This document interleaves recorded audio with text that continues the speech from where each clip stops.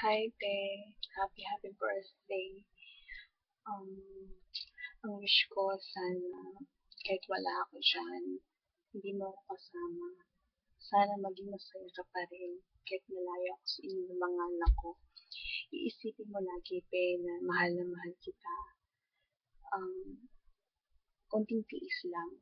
Kasi darating naman yung time na magkakasama rin naman ulit tayo. Alam mo naman ang dahilan kung bakit ako nandito, hindi pa. Isang bagay lang naman na nagbibigay ng lakas loob sa akin kung bakit hanggang ngayon nandito pa rin ako nagtitiis na malayo sa aking mga anak is dahil sa inyo, dahil sa iyo. Kaya sana ngayong birthday mo, um,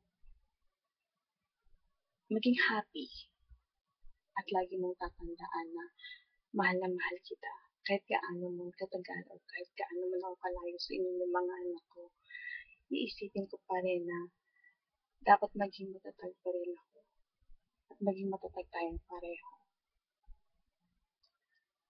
Basta, kapit lang, walang bibitaw. May tiwala naman ako sa iyo eh. Alam ko naman na kaya mong maghintay hanggang sa matapos ko yung kontrata.